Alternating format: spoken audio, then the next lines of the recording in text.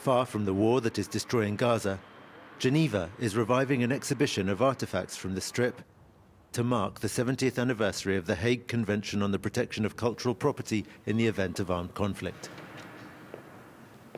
Here, you can see 44 of the more than 500 artifacts from Gaza that came here in 2007 when we put on an exhibit called Gaza at the Crossroads, a Civilization. It was comprised of artifacts from the collection of the Palestinian National Authority, plus some belonged to a private collector, Mr. Jaudet Hudari. In 2007, Israel, helped by Egypt, imposed a blockade on the Gaza Strip, making it impossible to return the artifacts, which cover 5 millennia of Gazan history.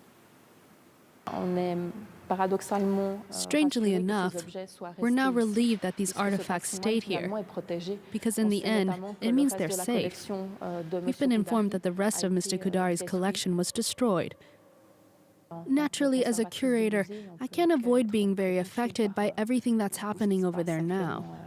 Gaza in ancient times was really a crossroads, a melting pot.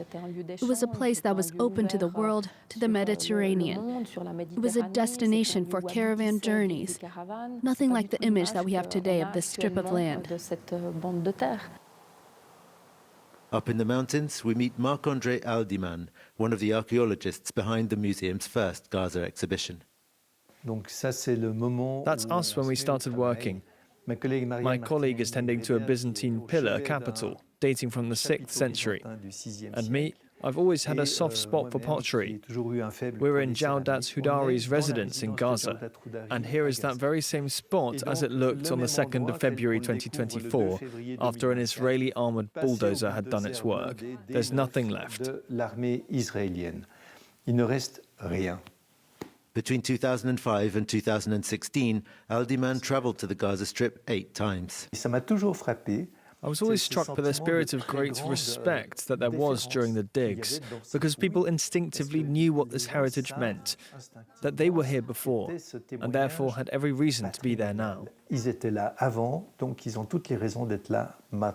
He remains in close contact with Fadel Al-Ottol, a Gazan archaeologist trained in Geneva in 2009.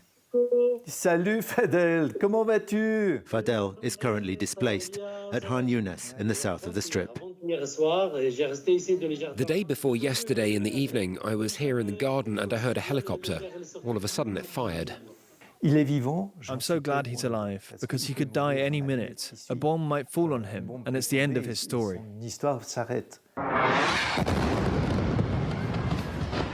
Fadel sent us this video, shot just a few hundred meters from where he now lives with his wife and children.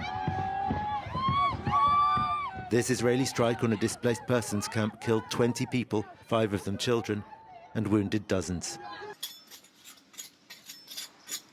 He also sent these pictures from his life before the war, an archaeological dig on the site of a 2,000-year-old Roman necropolis unearthed at Jabalia in northern Gaza. That's where he was on the morning of October the 7th, 2023, when Hamas attacked Israel. If you ask me what kind of man I was on October 6th and how I feel today, I'll start crying. I'm extremely sad. Even when my house was destroyed, I didn't cry. But I cry when I see the photos of destroyed archaeological sites.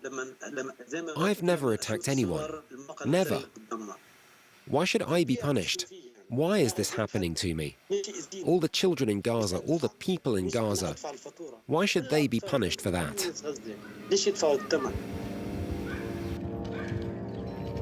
Grande mosquée au Mari, voilà, elle est là. Donc j'ai commencé à travailler.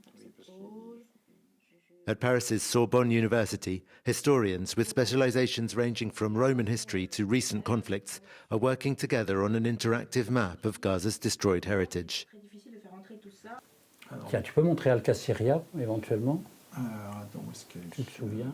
They are part of a research group whose mission is to make a comprehensive inventory out of UNESCO's list of damaged sites. What we observe, looking at all the data we have, is that the whole of Gaza is being subjected to systematic destruction. It really is part of a plan, in my view, to use this war to eradicate all traces of the past in Gaza. A way of turning it into a territory with no past, no history, a territory where one would be free to create something else from nothing. We're hoping, trying, by documenting this heritage as thoroughly as we can, to show that no, it will not be okay to act like there was nothing there before and treat it as an empty space on which to build whatever one wants. We asked the Israeli army for a reaction to these allegations. Its press office for foreign media replied that Israel's principal aim is to minimize the damage caused to historic sites and civilians, and that the heritage sites targeted by its strikes were harboring Hamas infrastructure and terrorist cells. In October 2023, a strike on an annex of the medieval St. Porphyry Church in Gaza killed at least 18 Palestinian civilians, including these children.